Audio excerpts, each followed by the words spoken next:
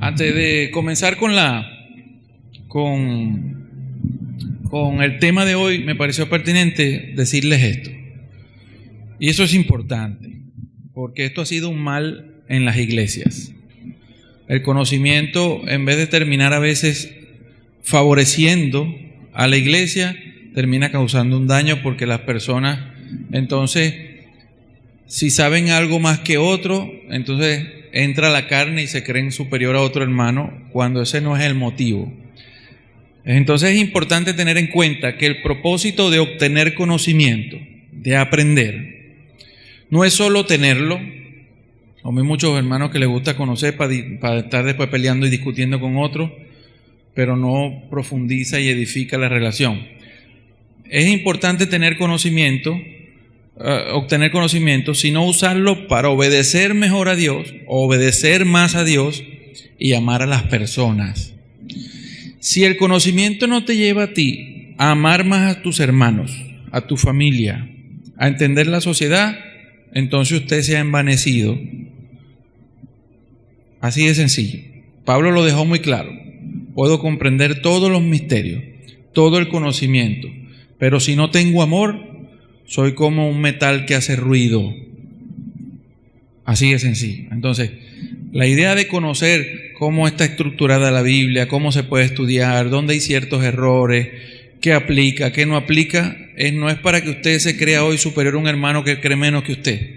Es para que usted tome más conciencia del trabajo que usted fue llamado a hacer. Porque todos nosotros fuimos llamados no a coquetear con Dios y la iglesia. Usted no fue llamado a jugar.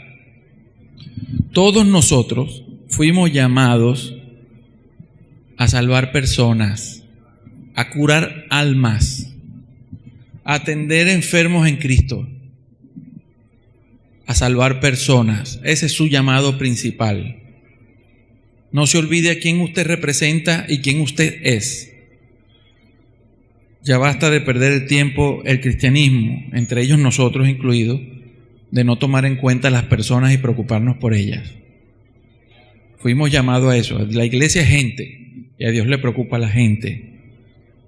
Si no estamos amando a la gente de Dios, no estamos amando al incrédulo para salvarlo, entonces no hemos comprendido el trabajo y la muerte de Cristo en la cruz. Así de sencillo.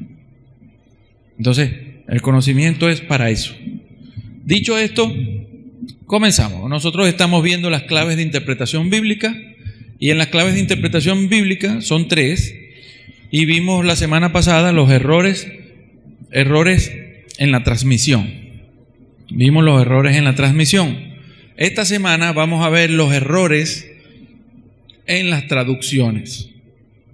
Cabe destacar que estos errores son cuando se copia de un idioma a otro. Transmisión es cuando usted copia de un mismo idioma, del mismo idioma, pero en la copia usted se equivoca, añade, quita, lo que sea. La traducción es cuando usted intenta traer el mensaje de una palabra de un idioma a otro. Cabe destacar decirle que es casi imposible una traducción que usted diga perfecta. Siempre hay variantes. Una palabra traducida a otro idioma puede significar un montón de cosas. Y entonces, dependiendo del contexto, de lo que piensa el autor, el escritor, el traductor, entonces dependiendo de eso, se toma la palabra que más se cree que hace, la palabra que más se cree que sirve. Sin embargo, muchas veces eso termina trayendo más prejuicio que beneficio, y eso es lo que vamos a ver hoy, errores en la traducción. Porque recuerden que lo que usted tiene en la mano no es la palabra respirada de Dios original. Usted tiene una copia de unos manuscritos que se tradujeron hoy a lo español y se han hecho versiones y versiones y versiones que obviamente con el tiempo han ido mejorando, pero siempre hay errores humanos, porque somos los humanos que copiamos, somos los humanos que traducimos y somos los humanos que interpretamos. Entonces, como estamos allí y todos somos imperfectos, entonces introducimos imperfección en algo que debería no haber problemas, ¿no? Entonces, los errores se producen cuando se copia de un idioma a otro. Esos son los errores de traducción. Entonces, comencemos. Los errores de traducción ocurren cuando del hebreo, el arameo o el griego, que son los idiomas en los que están los manuscritos más antiguos, ocurren cuando no se traduce de esos idiomas correctamente al español. Ahí es donde surgen los errores en nuestras Biblias, en las versiones de la Biblia que tenemos nosotros hoy. Entonces, hay dos categorías principales, o las más amplias categorías, donde ocurren estas malas traducciones en la Biblia. La primera categoría es adiciones editoriales y cambios hechos en el texto original para tratar de aclarar o ponernos de una forma más fácil la Biblia, y que a veces son erróneas. ¿Cuáles son ese tipo de cosas? Capítulos, versículos, títulos, subtítulos, ese tipo de estructura que en verdad nos ayuda. Es una maravilla tú tener versículo tal, capítulo tal, lo consigues más rápido que si no tuvieras eso. Pero insertando tanto los versículos, los capítulos, los títulos, se han hecho a veces cortes donde no deberían haberse hecho, y a veces el tema de un contexto se corta porque la gente piensa que terminó el capítulo y hasta ahí acabó el tema, y resulta que el tema continúa, etcétera, etcétera, ¿no?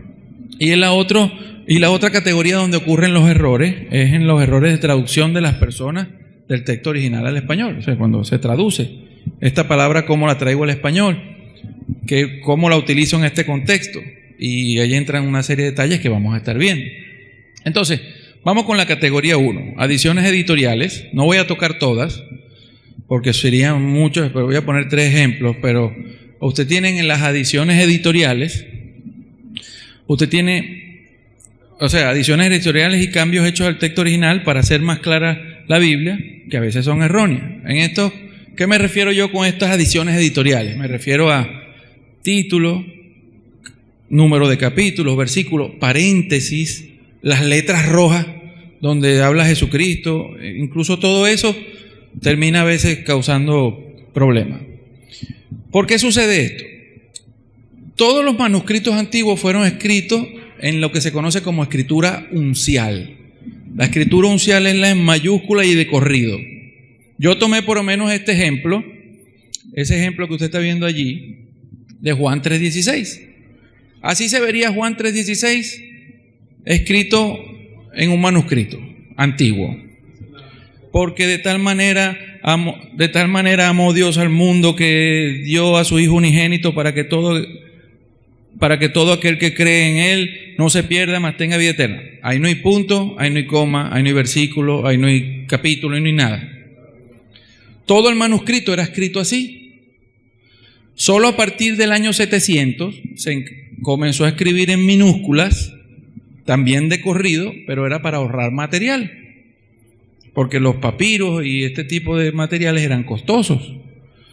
Después, en el año avanzados los años, se comenzó a escribir ya separando palabras para evitar este tipo de errores, y por el año 1200 algo fue donde se comenzaron a insertar por primera vez los capítulos en los libros de las Biblias.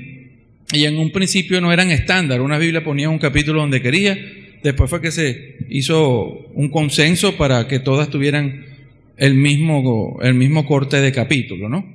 Pero así fue la evolución de los pergaminos. Entonces, obviamente, al introducir puntuaciones, capítulos, etcétera, etcétera, títulos, obviamente nos ha ayudado, pero también hay partes que no nos ha beneficiado. Por ejemplo, voy a poner un ejemplo como les dije, vamos a tocar 3 nada más. La división en la Biblia llamada Nuevo Testamento. Eso ha sido uno de los problemas más grandes causados al nivel de teología. ¿Por qué? Porque al poner la palabra Nuevo Testamento antes del libro de Mateo y después del libro de Malaquías, le ha hecho creer a las personas que el nuevo pacto comenzó antes de Cristo en la cruz. En un principio, ellos lo que intentaron hacer fue diferenciar las escrituras hebreas de las escrituras griegas, y se llamó Antiguo Pacto y Nuevo Pacto. Eso lo hicieron fue para diferenciar las escrituras, pero al pasar ese Nuevo Pacto, Nuevo Testamento, al quedar introducido en el medio, muchas personas entonces han creído que el Nuevo Pacto esperado comienza en el inicio de la vida del Señor Jesucristo y no después. Y eso es un gran problema. Por lo menos. Si los libros de Mateo, Marcos, Lucas y Juan deberían, si se quiere introducir la hoja del Nuevo Testamento, debería estar puesta después de el libro de Juan e incluso hasta después de cierta parte del libro de Hechos. Ese ruido. Ok, pensé que eran las cornetas, disculpe. ¿Por qué? ¿Qué pasa? Si usted dice que el nuevo pacto comenzó antes de los evangelios, entonces todo lo que está en los evangelios aplica para ahora. Y sin embargo, el nuevo pacto fue ratificado por Cristo. El nuevo pacto que Dios anunció en el Antiguo Testamento fue ratificado por Cristo en la cruz. Sin embargo, todavía no está en completo funcionamiento. Simplemente que después de la crucifixión de Cristo, Dios abrió un nuevo periodo diferente a la ley, donde hay de la forma en que Dios se relaciona con nosotros, porque es claro que usted y yo no nos relacionamos con Dios de la misma forma que se relacionó Moisés, o se relacionó David, o se relacionó Noé. Nosotros no vivimos bajo las mismas leyes ni bajo los mismos acuerdos.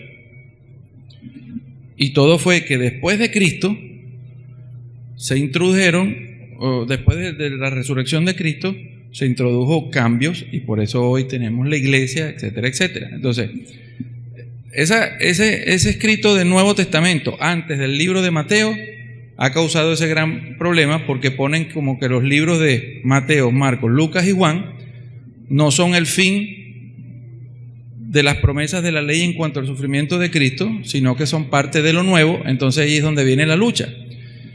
Se consigue algo que dijo Jesucristo. Por ejemplo, vino Jesucristo y dijo: y el que se mantenga firme hasta el fin será salvo. Pero después tú lees en las epístolas a la iglesia que Pablo dice que somos salvos por fe, por gracia, gratuitamente, no tienes que hacer nada. Y entonces, ¿qué pasa con muchas personas? Como aquello lo dijo Jesucristo, tiene más peso que lo que dijo Pablo. Entonces tiran a Pablo por un lado y toman las palabras de Jesucristo. Entonces enseñan que la salvación es por obra hasta el final. Sin embargo, lo que enseñaba Pablo fueron también las mismas palabras de Jesucristo, porque él dijo que se lo enseñó a Jesucristo, revelación de Jesucristo. En fin, y un montón de detalles. Entonces, ¿qué les quiero decir? Sé que a lo mejor usted se está preguntando, pero ¿el nuevo pacto comenzó o no comenzó? ¿Cuándo comenzó? Mire, Dios prometió un antiguo pacto en el Antiguo Testamento, en Ezequiel sobre todo, ¿verdad? Cristo lo ratifica en la cruz. Pero que un pacto sea ratificado no quiere decir que ya está en funcionamiento. ¿Por qué? Vean, Dios hizo un pacto con Abraham y aún el pacto no se ha cumplido. Está esperando, y Dios se lo ratificó, hizo un pacto con él. Nosotros los únicos que compartimos hoy con el nuevo pacto es que tenemos el Espíritu Santo prometido. De todas formas, todavía se está esperando que nadie le va a enseñar a uno al otro, y todas las promesas que son para el reino. De todas formas, ese es otro tema que lo podemos tocar otro día. En fin, lo que le quería dejar claro es que las palabras Nuevo Testamento antes del libro de Mateo han causado un daño, haciéndole creer a muchos cristianos que esos 4 evangelios son parte de lo que vino después de la crucifixión, y se termina confundiendo cuáles libros son para nosotros y cuáles no. Cristo vivió en la ley y usted no vive en la ley. Y así cosas por el estilo. Continúo. ¿Cuál es otro problema de esa? La división de capítulos. A veces introducen capítulos donde no deberían. Por ejemplo, Génesis 2. Génesis 2 es un buen ejemplo. ¿Por qué? Porque Génesis 2 debería comenzar en lo que es el versículo 2:4. Porque los anteriores son continuación del capítulo 1. Si usted viene leyendo del capítulo 1, del versículo 31, dice: y vio Dios todo lo que había hecho, y he aquí que era bueno en gran manera. Y fue la tarde y fue la mañana el sexto día. Y así fueron acabados los cielos y la tierra, y todas las huestes, y en el séptimo día completó Dios la obra, Y en el versículo 4 es donde debería comenzar el capítulo 2, que dice: estos son los orígenes de los cielos y la tierra cuando fueron creados. Ese tipo de detalles es lo que pasa cuando se introduce un capítulo donde no es, se rompe muchas veces el contexto o la línea de lo que se viene hablando. Otro ejemplo, por lo menos, Marcos 9. Marcos 9:1 rompe un contexto interesante, porque el Señor Jesucristo viene hablando desde el 8:34 sobre su venida. Y Él dice: porque cualquiera que se avergüence de mí y de mis palabras en esta generación adúltera y pecadora, el Hijo del Hombre también se avergonzará de él cuando venga en la gloria de su Padre, con los santos ángeles. Y les decía, ¿usted está viendo que cambió del 8 al 9:1 y rompió el contexto? Si usted lee solo el 8, usted no termina la conclusión que le está diciendo el Señor, de que el que se avergüence de mí, yo me avergonzaré de él también en esta generación. Y les decía, lo colocaron en otro capítulo, lo cual rompe el contexto de lo que el Señor Jesucristo venía hablando desde el versículo 34. El 9:1 debería ser el final del capítulo 8. Y dice: y les decía, en verdad les digo que hay algunos de los que están aquí que no probarán la muerte hasta que vean el reino de Dios después de que haya venido con poder. Vuelvo y les repito. Y les decía, en verdad os digo que hay algunos de los que están aquí que no probarán la muerte hasta que vean el reino de Dios después de que haya venido con poder. Después arranca el otro versículo.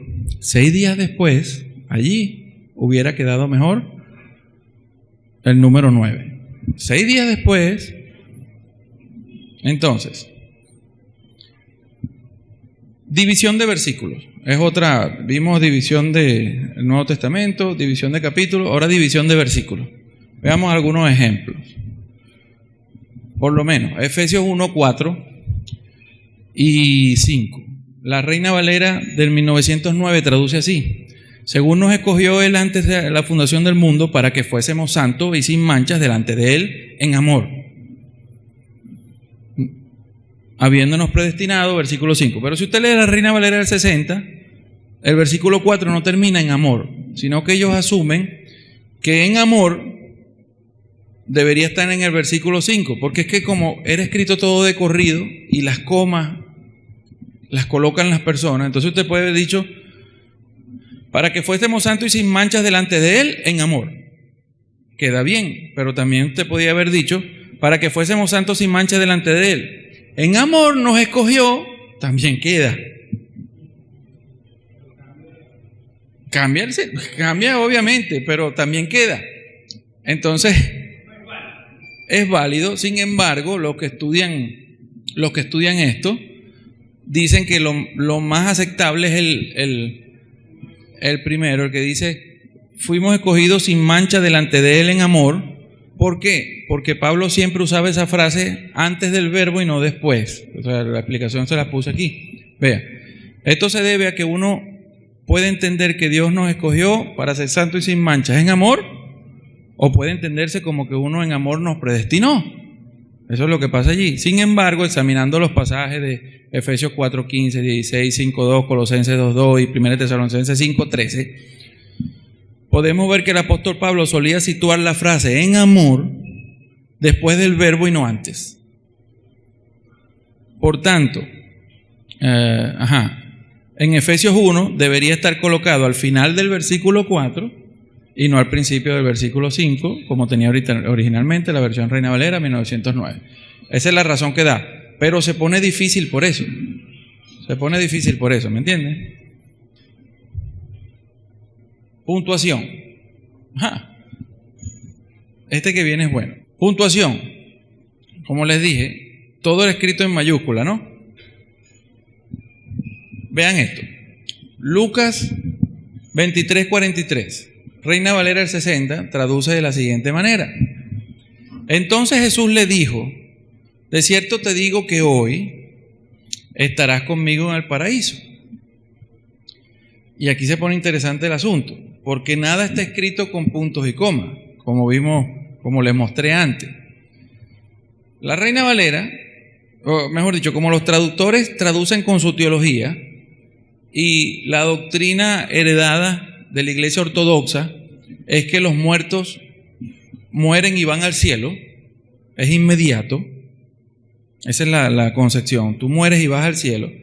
Entonces ellos añaden, ciertamente te digo que hoy, la palabra que es añadida, no está en los manuscritos.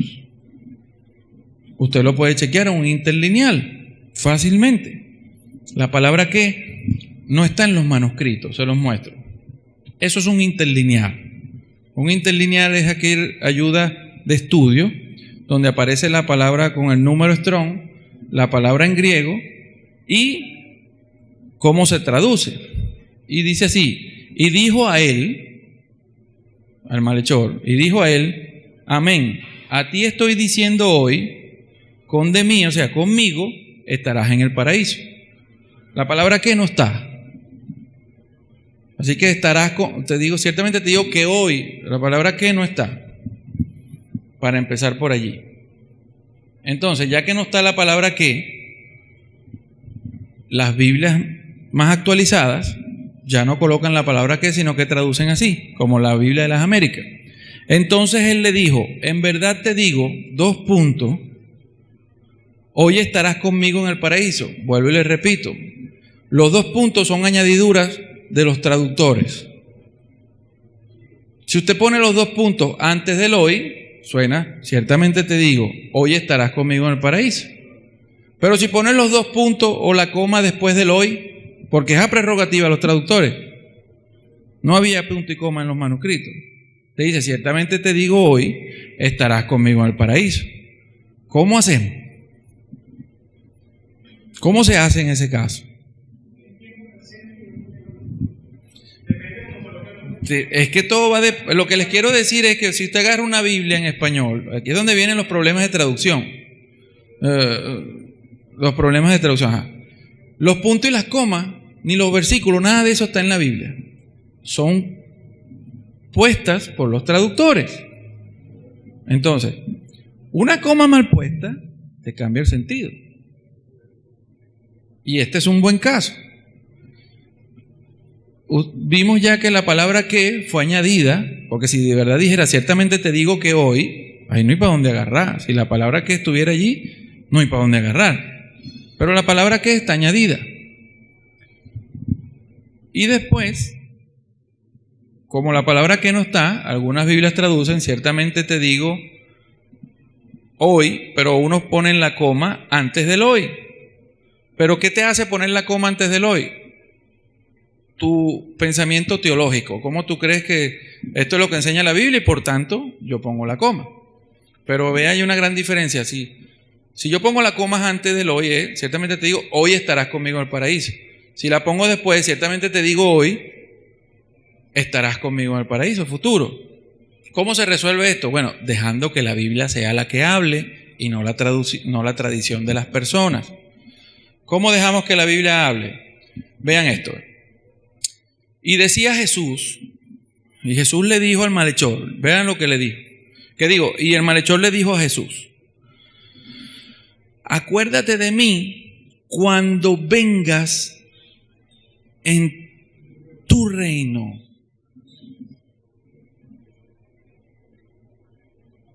Cuando vengas, entonces ese es el contexto. Jesucristo vino ya el reino está establecido en la tierra. No.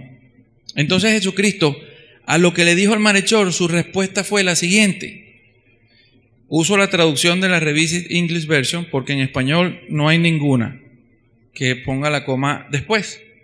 Dice, y le dijo, de cierto te digo hoy, estarás conmigo en el paraíso.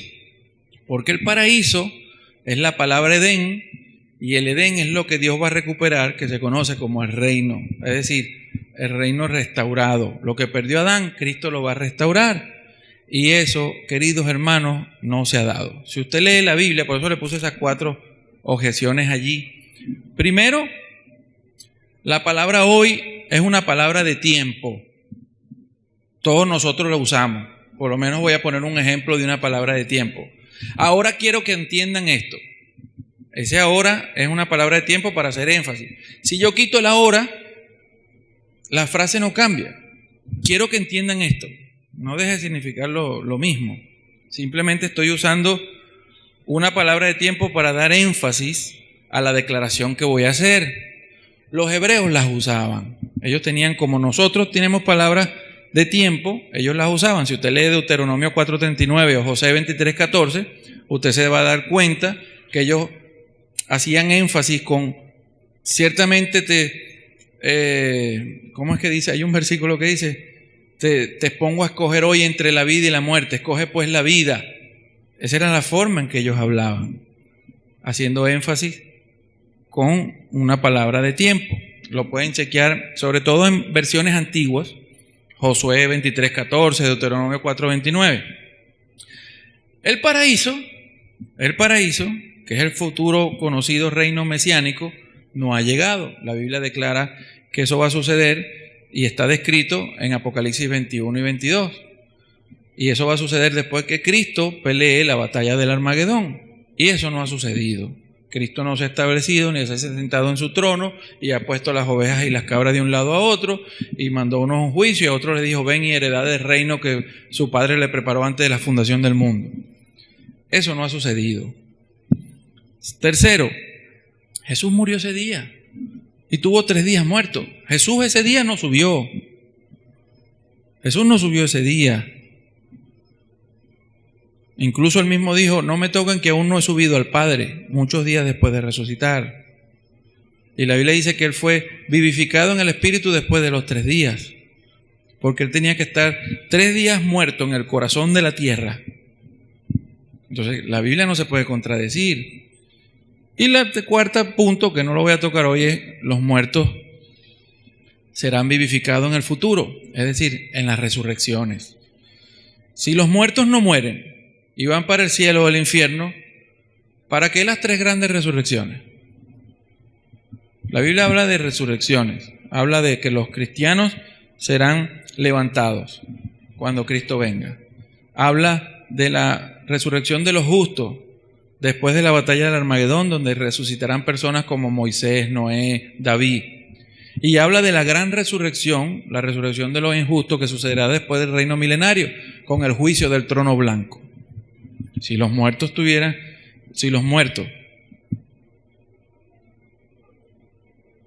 ¿cómo digo?, están vivos de una vez en el cielo, ¿para qué las resurrecciones?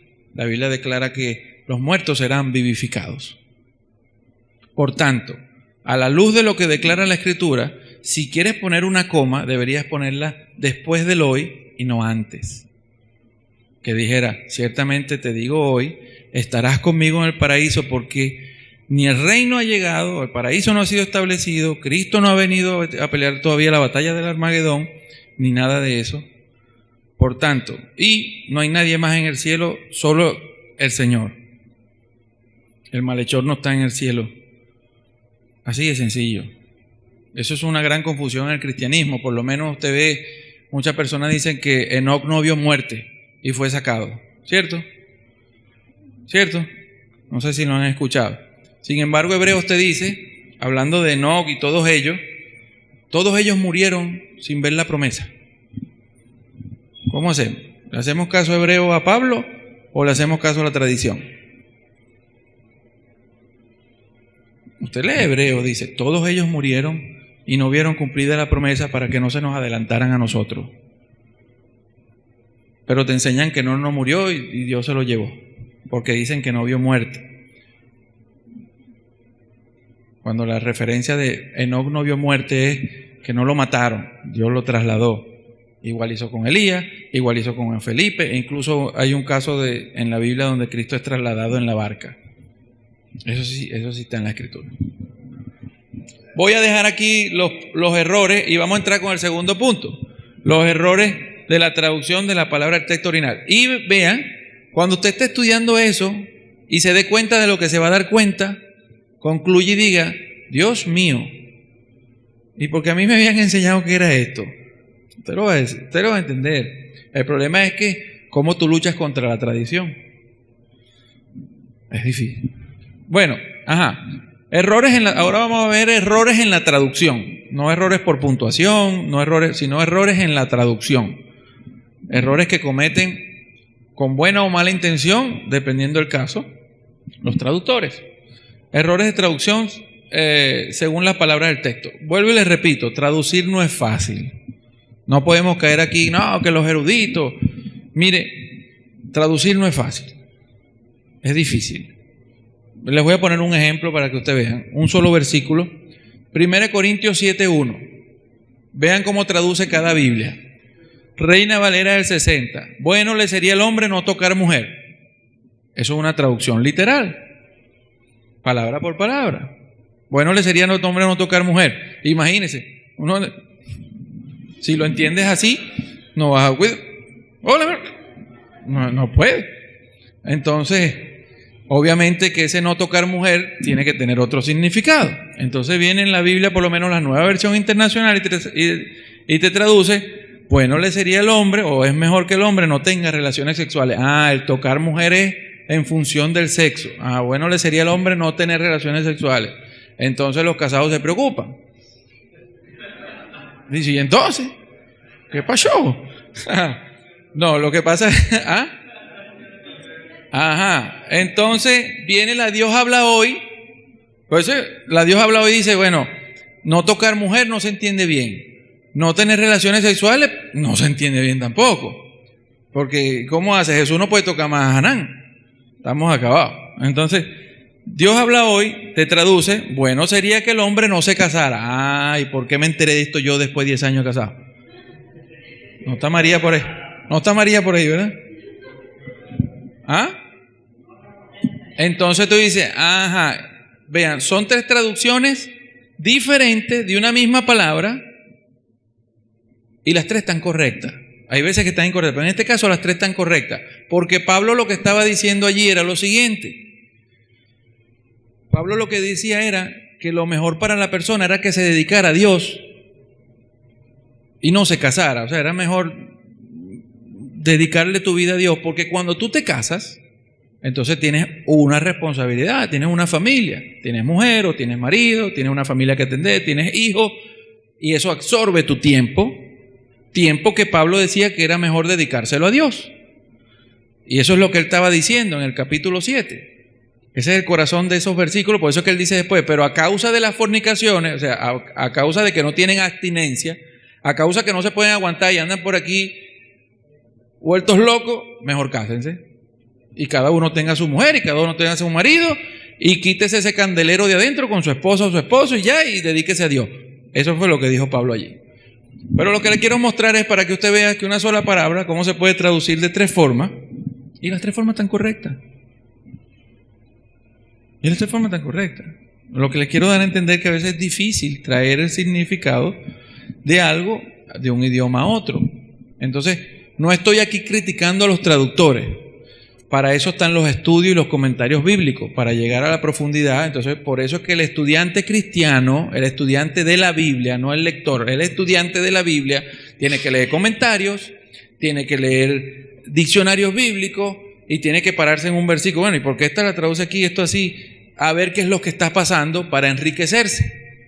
Porque no podemos caer en estudios de la Biblia, leemos algo, y esto es lo que Dios me quiso decir, Dios me lo mostró y yo lo soñé, y metes la pata y bingo, pues. Y después nadie lo saca de ahí porque Dios se lo dijo. Y es un error y Dios se lo dijo. La culpa es de Dios, pues. Y así hay montones. Ya va. Comenzamos. Punto A. Hay versículos donde los traductores cometieron un simple error. Un simple error porque con el tiempo las palabras se van entendiendo y la traducción mejora. Acuérdense que eran lenguas muertas, tuvieron que traducirlas, etcétera, etcétera. Para hacer un refrigerio, quedan 10 minutos todavía. Ajá, por lo menos. Lucas 17:37, Reina Valera del 60, dice: y respondiendo le dijeron: ¿dónde, Señor? Y él les dijo: donde estuviera el cuerpo, allí se juntarán también las águilas. Esa es una traducción. Sin embargo, se sabe que las águilas no comen cadáver, no son carroñeras, y ahí no van a estar las águilas. La palabra aetos del griego también traduce ocasionalmente buitres. Entonces, entendiendo bien el asunto, entonces usted dice: y el Señor les dijo: donde esté el cuerpo, allí también se juntarán los buitres. Entonces, esos son errores, digamos, tontos, pero suceden. Suceden, pues. O sea, a veces el desconocimiento de una palabra, un simple error, pasa. Parte B. Es posible que no haya una palabra en español correspondiente a la cual traducir al texto original. Eso pasa. Hay palabras de un idioma que no tienen traducción a otro idioma. Por ejemplo, la arepa. Si viene alguien aquí y se come una arepa, imagínense que esa persona es de Estados Unidos y va para su país y quiere escribir lo que él se comió. Pero en su país no existe nada como una arepa. Entonces él vino y dijo, para hacerles una idea, una hamburguesa de maíz. Pero al tú poner hamburguesa, cambia. La hamburguesa no es una arepa. Y entonces eso les hace una arepa con aguacate y queso de mano. Una hamburguesa con... No, la hamburguesa entonces cambia y entonces el de allá no entiende bien porque el significado es difícil. Vamos a ver dos ejemplos. Vemos estos dos ejemplos y nos vamos a un receso. ¿Está bien? Dice lo siguiente, en Mateo 12:40, Biblia de las Américas. Ya va, por cierto, Jonás, ¿qué se comió Jonás? No tenga pena, ¿qué se comió Jonás? ¿Quién fue el que me dijo ballena? Lo leyeron ahí. ¿Quién fue el que me dijo ballena? Se lo comió una ballena. Bueno, sería Rufino. Vean, porque estuvo Jonás en el vientre de la tierra, en el vientre del monstruo marino. Ketos, monstruo marino. ¿Qué pasa?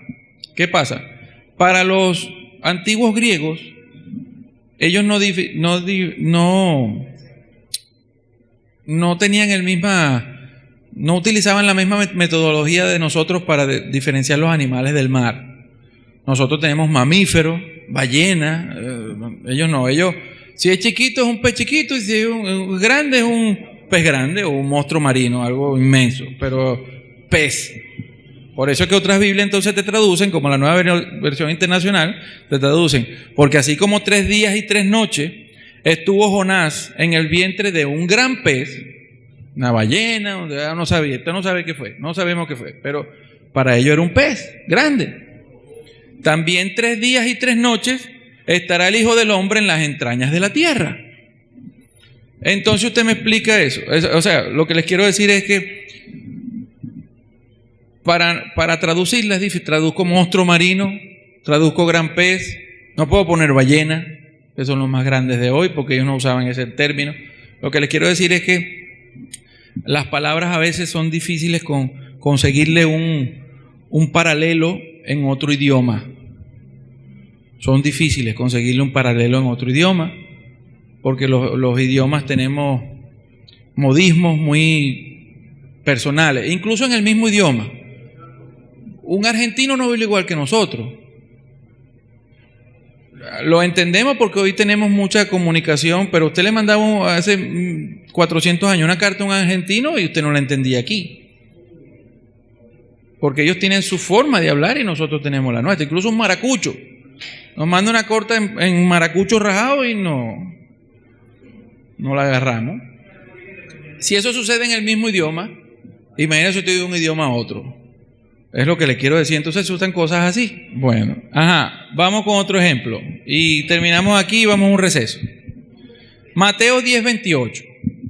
Sucede algo interesante. Dice: y no temáis a los que matan el cuerpo, mas el alma no pueden matar. Temed bien aquel que puede destruir el alma y el cuerpo en el infierno. Entonces el alma puede ser destruida. O sea, usted no es inmortal. Punto. Usted puede morir. Dios no puede morir, pero nosotros sí. Entonces, en el infierno. Pero vamos a leer otra traducción, el Código Real. Te dice del mismo versículo: y no temáis a los que matan el cuerpo, porque el alma no pueden dañar. Mas temed a aquel que sí tiene poder de traer a la ruina tanto el alma como el cuerpo en el basurero de fuego.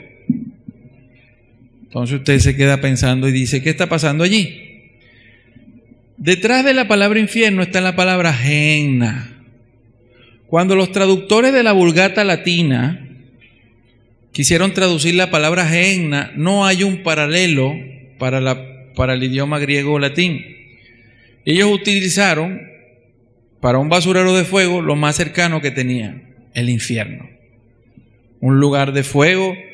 Pero ¿qué pasa con eso? Entonces, todo el significado del infierno mitológico de los griegos y los romanos se pasó a la Biblia. Entonces, como ahí sale infierno, y el infierno es un lugar de tormento eterno donde las almas sufren por la eternidad y nunca mueren, entonces pasamos ahora a tener infierno. Y Jesucristo no usó la palabra infierno, Jesucristo usó Gehenna.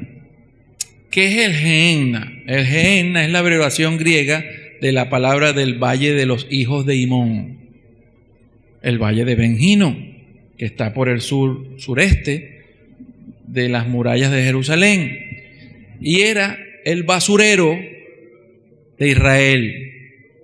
Por eso es que esta te traduce basurero de fuego. Era el relleno sanitario. Era donde Israel botaba la basura, los desechos de los sacrificios.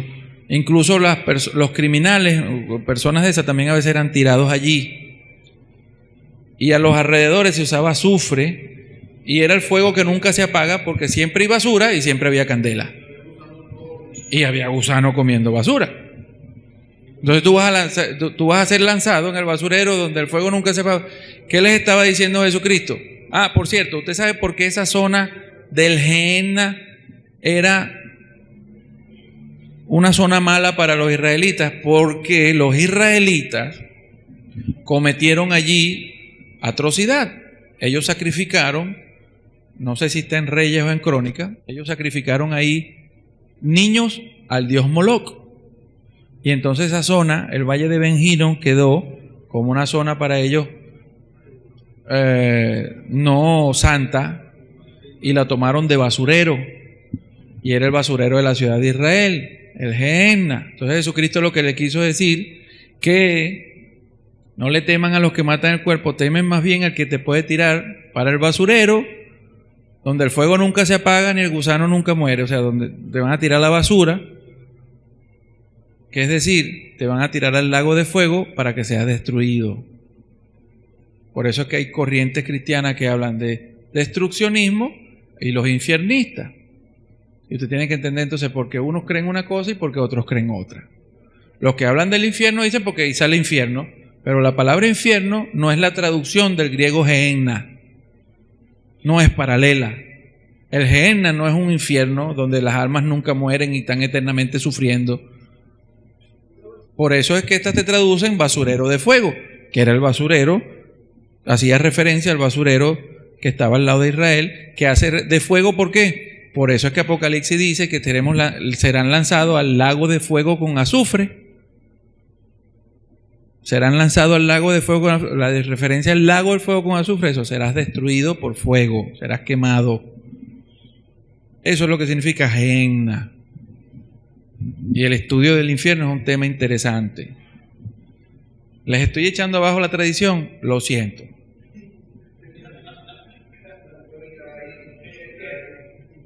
Vamos a tomar un receto, muchachos.